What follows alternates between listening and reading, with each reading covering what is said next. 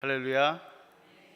오늘도 내일을 준비하시는 하나님의 크신 은혜와 역사가 여러분의 발걸음마다 넘치기를 간절히 소원합니다. 이사야서를 계속 묵상하고 있습니다.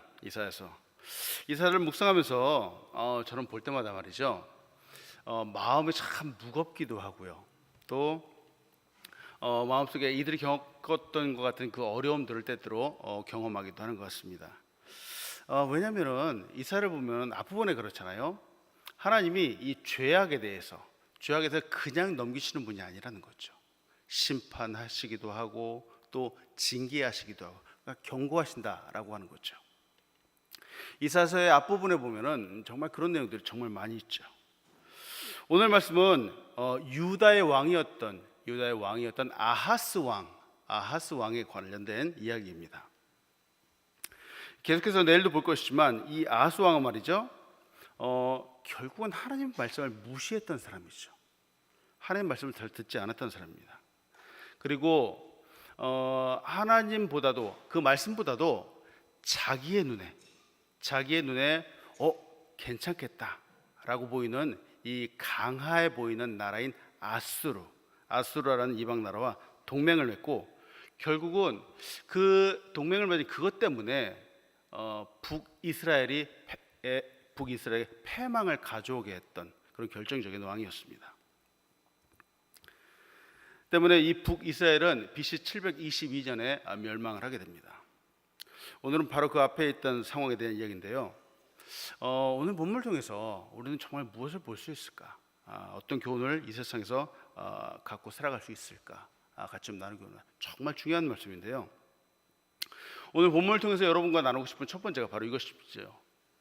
우리 인생에는 항상 어렵고 위기의 그런 순간들이 올 수 있다라고 하는 겁니다.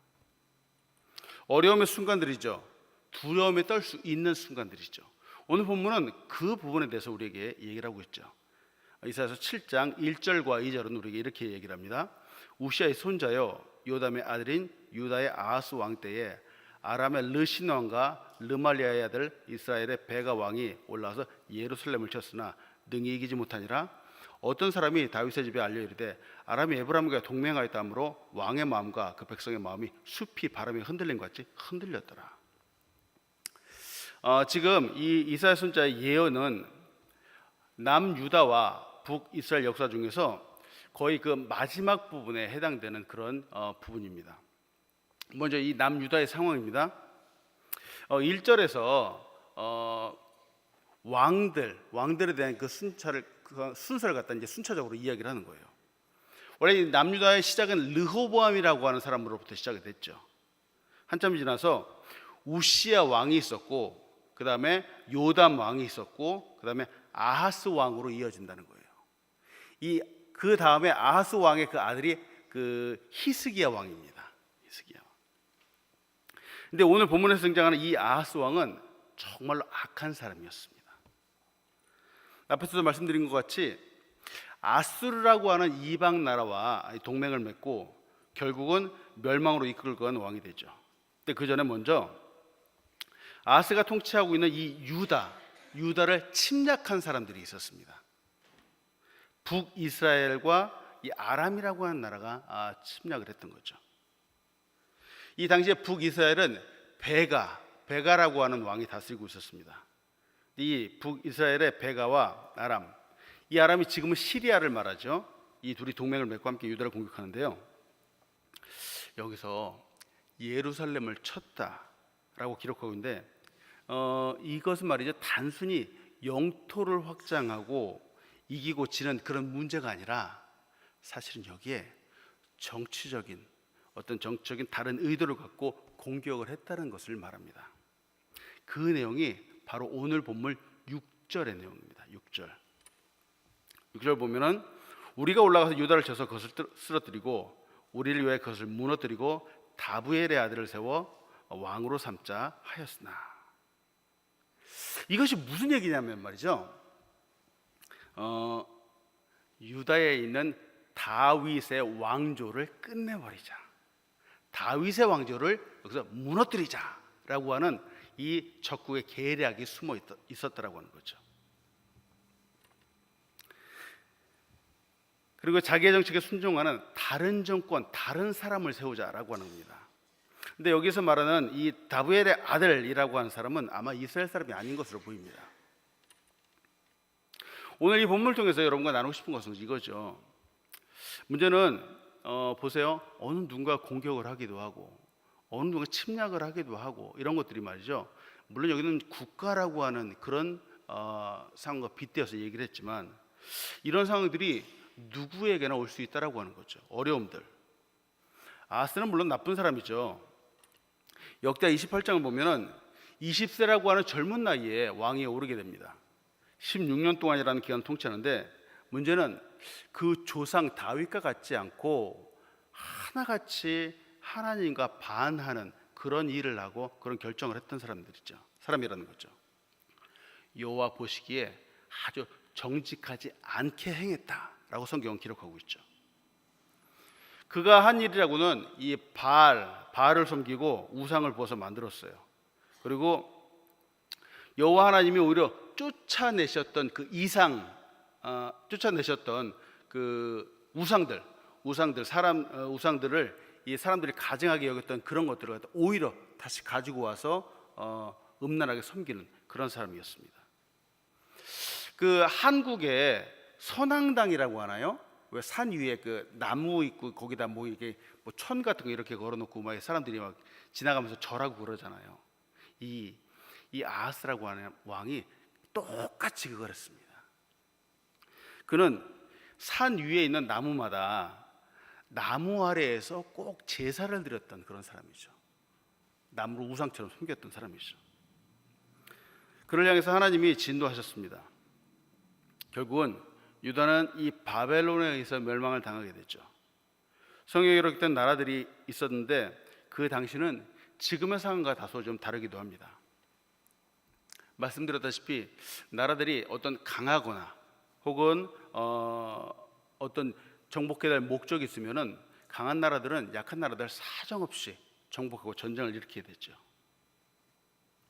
특히 이 팔레스타인 땅에서는 하나님과 관련된 이 순종과 불순종에 대한 하나님의 진노가 때때로 그 당시에는 아주 명백하게 드러나기도 했었습니다.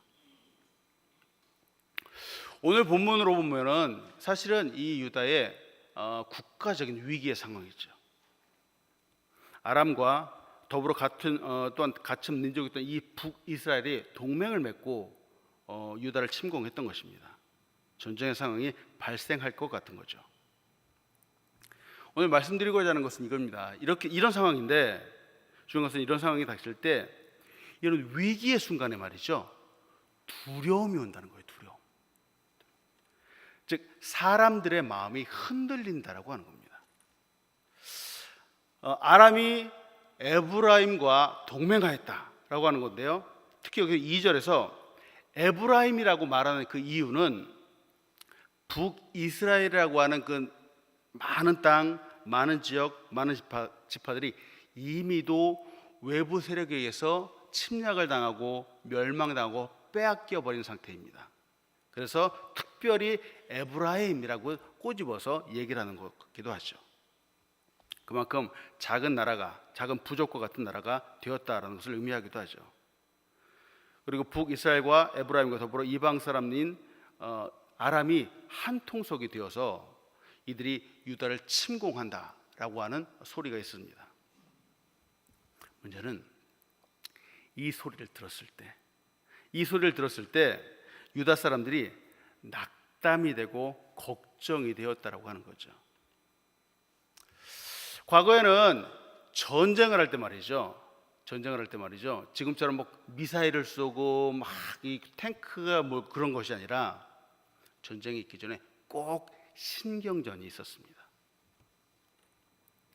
군사가 많다라고 하는 것도 중요하지만 이 승리의 가장 중요한 요인은 이길 수 있다라고 하는 자신감이었습니다.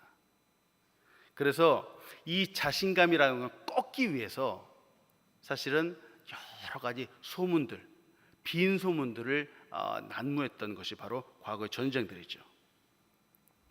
사실은 그렇지 않지만 우리가 100만 대군을 이끌고 너희를 침략하겠다라고 하는 헛소문을 퍼뜨리면은 그것은 그것을 듣는 사람들은 두려워서 떨게 되는 거죠.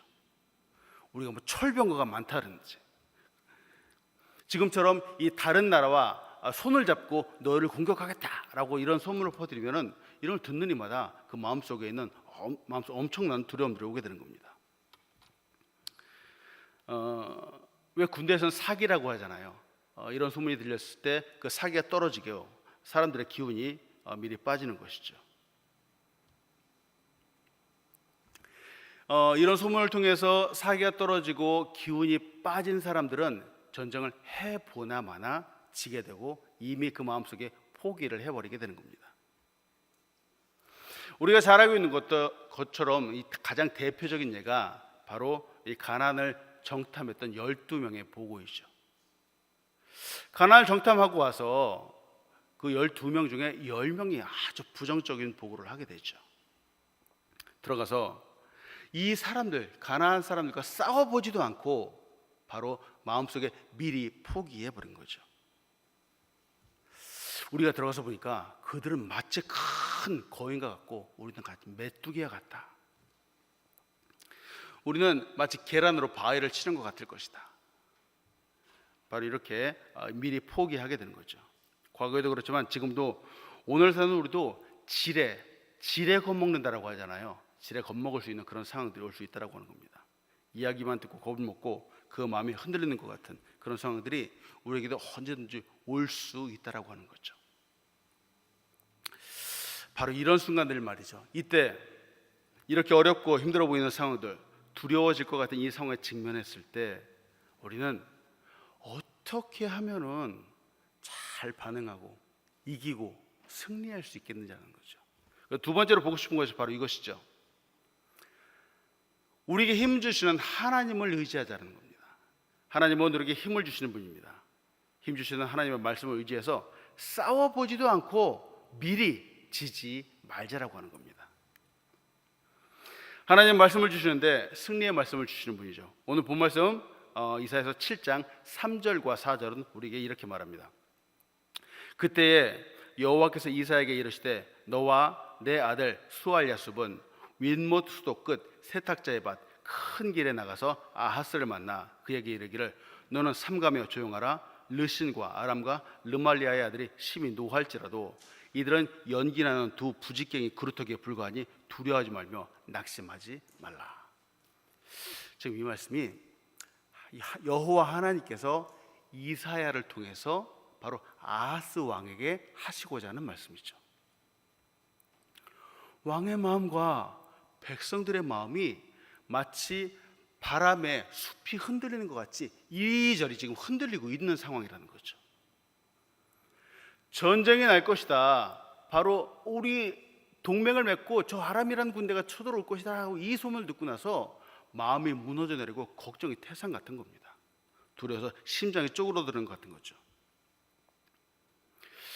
이들이 보세요. 지금 소문을 들었어요. 실제로 이들의 눈앞에 아람 군대가 쳐들어온 것이 아닙니다. 이야기만 들었는데 정말 두려워서 벌벌 떨고 있다는 거죠. 이해되죠? 당장 두려움이 오는데 여기서 흔들리지 않을 사람이 과연 몇 명이나 될까라는 거죠. 쉽지 않죠? 우리도 신앙생활을 20년, 30년, 40년 이렇게 되지만 당장 우리의 눈앞에 때때로 뜻하지 않았던 어려움들이 탁 다가오게 된다면 걱정하게 되고 근심하게 되는 것이 당연하다는 거죠. 문제는 흔들린다라는 것이 문제가 아니라 비록 흔들리지만 그랬다가도 다시 돌아오는 것들, 하나님 앞에 다시 믿음을 굳게 하는 것들, 이것이 정말 믿는 사람들의 지혜라고 하는 것이죠. 왜냐하면 오늘 하나님이 이들이 흔들리는 걸 알고 하나님이 이들을 권면해 주시기 때문입니다. 하나님의 말씀이 권면해 주신다고 하는 거죠. 지금 하나님은 이사야 선지자를 통해서 남유다 백성에게 결국은 아하스 왕에게 하나님의 그 든든하게 세워주는 그 말씀을 전하고 계신 거죠. 하나님이 말씀하시죠. 두려워하지 말라는 거죠. 힘내라는 겁니다. 그래서 이사야도 보내고 더군다나 이사야의 아들 스왈 여숲이라고 하는 사람도 함께 보냅니다. 이사야라고 하는 이 사람의 이름의 뜻이 있습니다. 이사야의 뜻은 여호와는 구원하시다라고 하는 그런 뜻이죠.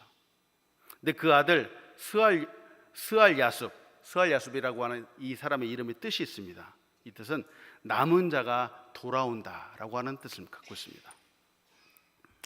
이 이름을 통해서 알 수 있는 것은 위로하시고 약속하시는 하나님의 그 마음이 담겨 있다는 거죠. 하나님은 남겨두시기도 하고 또 꼭 돌아오게 하시기도 하고 하나님은 이대로 끝내지 않으신다라고 말씀하시는 것이죠. 하나님의 그 마음이 담겨 있습니다. 하나님께서는 이 두 사람을 아하스 왕에게 보내시죠. 그리고 말씀을 주시는 것이죠. 오늘 여러분과 나누고 싶은 것이 바로 이것이죠. 하나님이 아하스 왕에게 말씀을 주시는, 비록 악한 왕이지만 이 왕에게 말씀을 주시는데 하나님이 주시는 그 말씀은 과연 어떤 말씀인가 하는 거죠. 첫 번째 하나님이 아하스 왕에게 주신 말씀은 첫 번째는 뭐냐면 삼가라는 거죠. 삼가.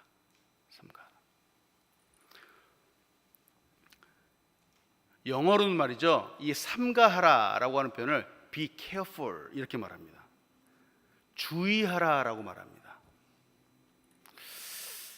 하나님이 아하스 왕에게 주시는데 삼가하라, 주의하라. 도대체 무엇을 삼가하고 무엇을 주의하라라고 하는 것일까?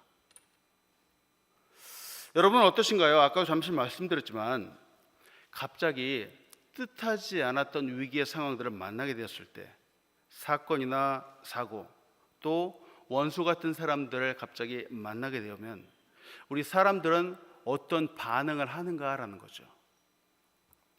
두려움에 사로잡히게 되고요, 이성을 잃게 되고 자칫 내가 뜻하지 않았던, 생각하지 않았던 다른 결정들을 하게 된다라고 하는 거죠. 쉬운 말로 충동적으로 선택을 해버릴 수 있다라고 하는 겁니다. 마음에 여유로울 때, 그래도 뭔가 쫓기지 않고 그럴 때는 말이죠, 여러 가지 다른 변수들을 생각하기도 하고 다른 방향들을 생각을 합니다. 그런데 두려울 때는 말이죠, 마음에 여유가 없을 때는 말이죠, 생각하는 것도 그렇고 행동도 지극히 제한된다라고 하는 거예요. 제한된다. 그래서 그릇된 판단을 하게 되고 잘못된 행동을 할 수 있게 된다는 거죠. 지금 하나님이 삼가하라, 주의하라 하는 것은 지금 눈앞에 펼쳐지는 이 위기의 상황만을 보면서 너는 충동적으로, 감정적으로 함부로 판단하고 함부로 결정하지 말라라고 하시는 거죠. 사실 이 부분이 오늘 사는 우리에게 정말 필요한 부분이라는 거죠. 때로는 시간을 다투게 빠르게 처리해야 하는 일들이 있습니다. 사람의 목숨과 관련된 일들, 1분 1초를 다투는 그런 일들은 질질 끌면 안 되죠. 근데 사실 다른 것들은 과연 어떨까라는 거죠. 세상에 많은 일들이 우리에게 이렇게 말합니다. 지금 당장 선택해야 돼. Right now. 시간이 없어. 끌면 안 돼. 세상은 우리에게 이렇게 말하고 있다는 거죠. 때문에 우리는 말이죠, 마음에도 없는 선택을 얼마나 많이 하고 있는지 모르죠. 아하스 왕이 말이죠, 이 말, 에브라임과 아람이 서로 동맹했다라고 하는 이 이야기로 인해서 지금 당장이라도 전쟁이 일어날 것 같은 그런 두려움에 사로잡히게 되었다라고 하는 거죠. 그래서 하나님이 이사야 선지자를 통해서 하시는 그 말씀이 있는데, 지금 이 두려움에 사로잡힌 아하스 왕은 그 말을 듣지 않고 있습니다. 두려운 마음에, 조급한 마음에 삼가하지 않는 그 결정들, 주의하지 않는 그 결정들을 해버리게 되는 것이죠. 여러분, 조급한 마음은 쓰레기와 같다라고 했어요. 조급한 결정을 하지 마시기 바랍니다. 충동적이고 감정적인 이 결정들, 이런 것들을 항상 주의하시기 바랍니다.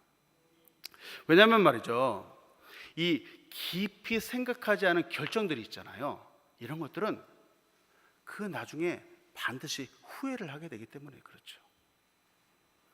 때문에 우리는 무엇인가를 결정할 때 언제나 하나님의 영광을 생각해야 된다는 거죠. 내가 지금 이 결정을 하고 이 말을 하고 이 행동을 했는데 그 결과는 과연 하나님께 영광이 될 것인가? 아니면 우리 공동체 유익이 될 것인가? 항상 이런 것들을 먼저 생각해야 된다는 거죠. 오늘도 하나님의 영광을 생각하시는 여러분들 되시길 간절히 소원합니다. 두 번째로 하나님이 이사야를 통해서 아수르에게 두 번째 무엇을 말씀하시는가? 바로 조용하라고 하는 거예요. 조용하라. 영어로는 keep calm 이렇게 얘기를 하죠. 즉 잠잠하라 라고 이렇게 말씀하신다는 거죠. 이것을 좀 더 원어적인 표현으로 보면은 아무 말도 하지 말라라고 하는 것이 아니라 마음의 평온의 상태를 갖고 평온하게 유지하라라고 하는 겁니다. 이 주변의 상황, 지금 주변의 상황들을 보니까 마음을 조용하게 할 수가 없죠. 마음을 캄하게 가져올 수가 없죠. 적국이 힘을 합해서 쳐들어온다라고 하는데 지금 그 상황에서 어느 누가 마음을 편안하게 가질 수 있을까요? 근데 이때 정말 그 상황을 바라보고 바로 거기에 초점을 맞춘다라고 하면은 마음이 흔들릴 수밖에 없다라고 하는 거죠. 이때 어떻게 해야 되는가? 진정한 도움 되시는 하나님을 바라봐야 된다는 거죠. 베드로가 물 위를 걸었습니다. 베드로를 물 위로 걷게 하신 예수님이 말이죠, 폭풍 속에서 물 위를 걸어오셨습니다. 폭풍이 몰아치는 가운데 예수님이 걸어오시는 바로 그것은 너무나도 조용하고 고요했다라고 하는 거죠. 물 위를 걸어오시는 예수님은 그 마음속에 고요함을 갖고 계시죠. 고요하게 오시는 예수님을 바라보았을 때 베드로는 정말 물 위를 걸을 수가 있었습니다. 베드로의 마음도 주님을 바라보면서 고요해졌기 때문이죠. 그런데 베드로가 눈을 돌렸습니다. 눈을 돌려서 사납게 몰아치는 파도를 바라보았을 때 그의 고요했던 마음이 깨어지고 그는 순식간에 바닷물 속으로 빠져들어가기 시작을 했습니다. 그의 마음속의 고요함이 무너졌던 것이죠. 이스라엘 민족이 여리고성을 무너뜨릴 때에도 사용했던 것이 바로 고요함, 조용함, 잠잠함이었다는 거죠. 모두 13번이라고 하는 그 숫자를 여리고성을 돌면서 그들은 조용했습니다. 조용한 가운데 하나님께서 그 성을 무너뜨리신 거죠. 하나님의 역사가 나타나는 것이죠. 여러분, 요즘 세상이 좀 어떤가요? 요즘 세상이 얼마나 시끄러운지 모르겠습니다. 우리를 조용하게 내버려 두지 않는다라고 하는 거죠.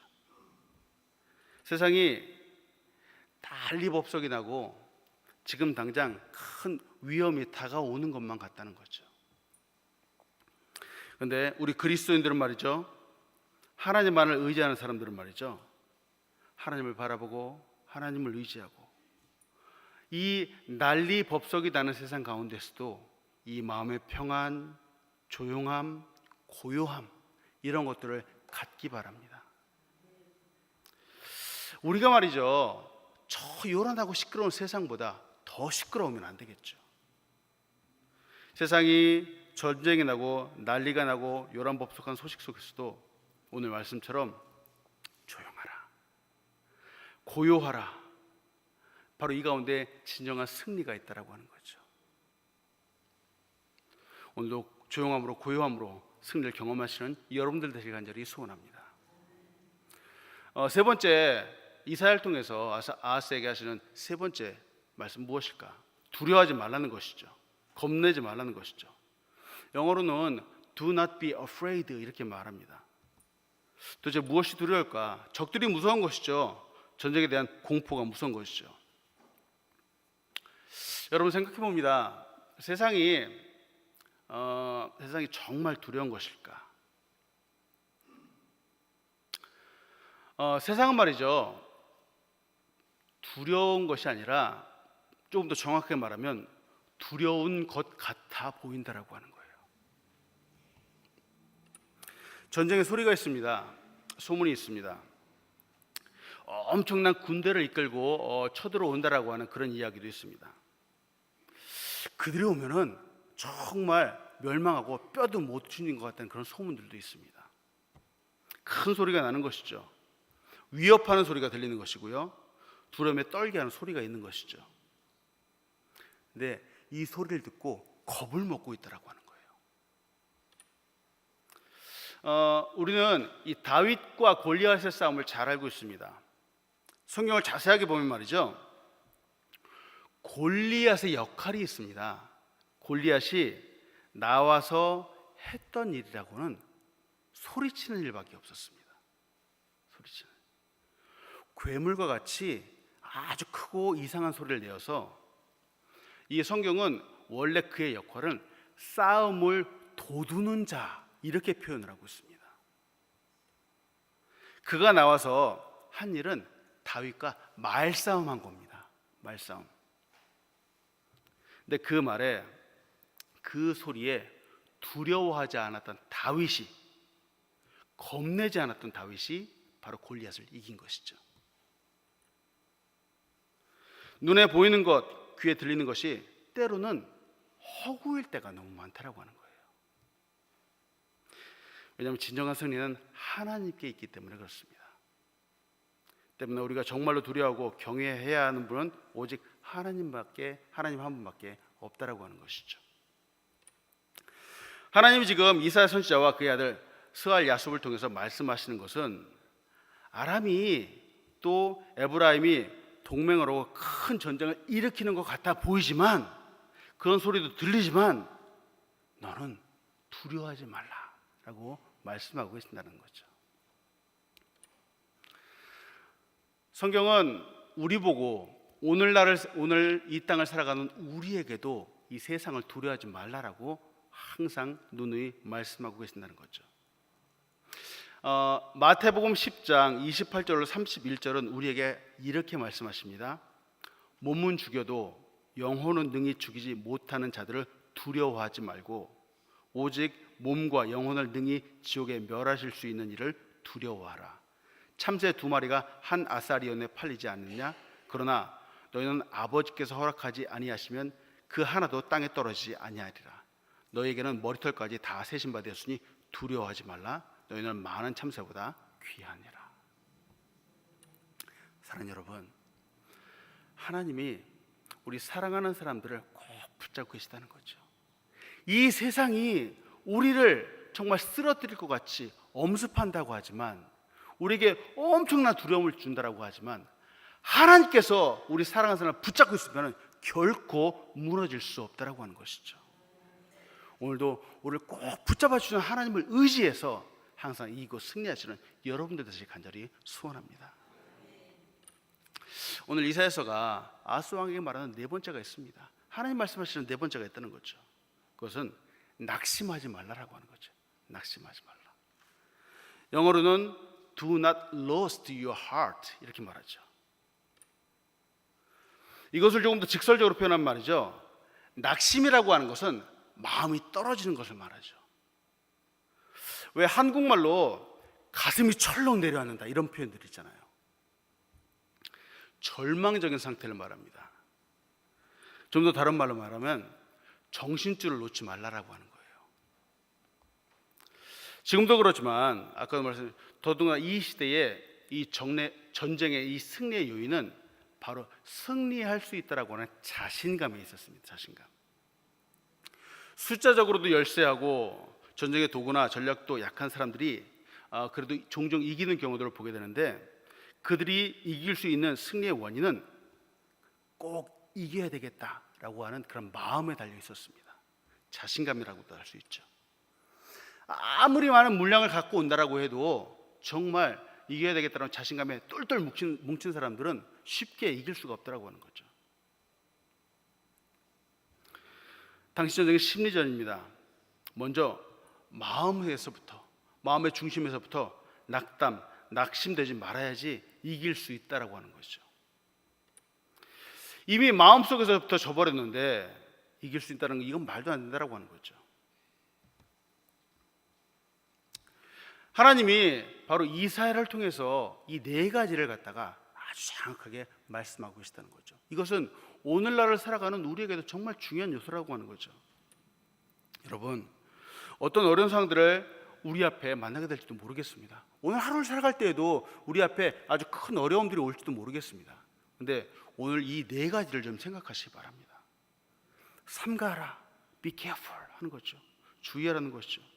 그리고 조용하라라고 하는 거예요. 조용하라, keep calm. 허튼 말 하지 말고 잠잠하라는 거죠. 그리고 두려워하지 말라는 거죠. Do not be afraid. 겁내지 말라는 것이죠. 그리고 낙심하지 말라는 거죠. Do not lose your heart. 정신줄을 놓지 말라는 것입니다. 오늘 이 하나님의 말씀이 나의 말씀, 그래서 정말 승리하시는 여러분들의 시간들이 소원합니다. 마지막 세 번째로 같이 보고 싶은 것은 이것이죠. 하나님은 우리에게 내일을 말씀하시는 분이라는 거죠. 내일을 말씀하신다. 하나님은 내일을 보여주시고 내일을 말씀하시는 분이라는 거죠. 이사야서 7장 6절서부터 9절 상반절까지 이렇게 얘기를 하죠. 우리가 올라가 유다를 쳐서 그것을 쓰러뜨리고 우리를 위하여 그것을 무너뜨리고 다브엘의 아들을 그 중에 세워 왕으로 삼자 하였으나 주 여호와의 말씀이 그 일은 서지 못하며 이루어지지 못하리라. 대저 아람의 머리는 다메섹이요 다메섹의 머리는 르신이며 65년 내에 에브라임이 패망하여 다시는 나라를 이루지 못할 것이며 에브라임 머리는 사마리아요 사마리아 머리는 르알디아의 아들이니라. 보세요. 여기서 아람이 다윗의 정말 끊으려 하기 위해서 세웠던 모든 계략들이 다 이루어지지 않고 무너질 것이다 라고 지금 하나님 말씀하고 계시는데요. 그들의 일들, 그 나쁜 계략들이 결코 이루어지지 않을 것이다 라고 지금 말씀하고 계시죠. 하나님이 지금 그 이유를 말씀하고 계시는데 8절에 보니까 아람의 머리가 다메섹이래요. 그리고 다메섹의 머리가 르신이라는 거죠. 이게 무슨 뜻인가 하면요, 머리다 라고 하는 이 표현은 바로 수도를 말합니다. 수도나 혹은 당시에 주권이나 통치가 이루어지는 중심 지역을 말합니다. 이것을 다른 말로 하면은 아람의 수도는 오직 다메섹일 뿐이다. 그 수도가 예루살렘이 아니다. 다메섹의 머리, 즉 다메섹의 왕은 르신이라고 하는 사람이다. 그의 통치는 오직 다메섹에만 국한될 뿐이다. 예루살렘은 미칠 수 없다. 지금 하나님이 이렇게 말씀하고 계시다는 거죠.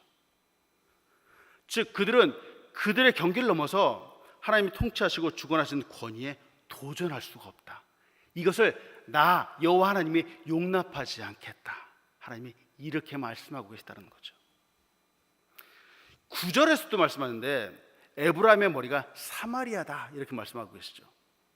이건 역사적으로 아수르가 BC 669년에 주변의 여러 민족을 데리고 와서 사마리아에게 거주하게 했습니다.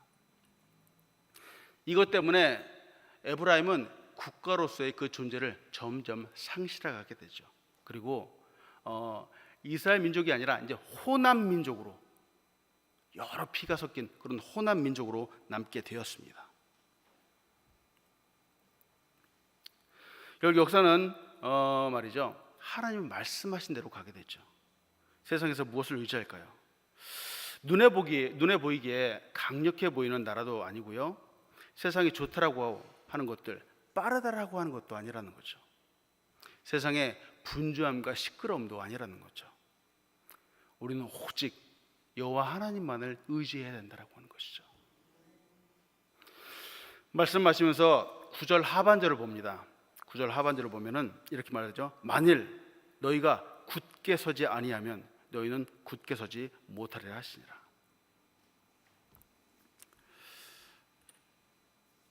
여러분, 언제나 말이죠, 항상 우리의 삶에는 어렵고 힘든 위기의 순간들이 올 수 있다라고 하는 것이죠. 이때 우리는 무엇을 생각하는가, 마음속에 어떤 결정을 내려야 하는가, 무엇을 의지해야 하는가 하는 거죠. 우리에게 힘주시는 하나님을 의지하면서 승리하자는 것이죠. 조급함으로 마음에 정말 여유 없이 충동적으로 감정적으로 성급하게 결정하지 말자라고 하는 겁니다. 그리고 무엇보다도 그리고 우리의 입을 조용하게 해야 되겠죠. 눈에 보이는 것을 두려워하지 말고 낙심하지 말자라고 하는 것이죠. 그리고 내일을 말씀하시는 하나님, 우리를 붙잡아 주시는 하나님, 우리에게 내일을 준비하시는 하나님, 하나님을 바라보고 의지해서 정말 믿음으로 굳건히 서는 우리가 되자라고 하는 것이죠. 오늘도 이 하나님을 말씀을 의지해서 승리하신 여러분들 되시길 간절히 소원합니다.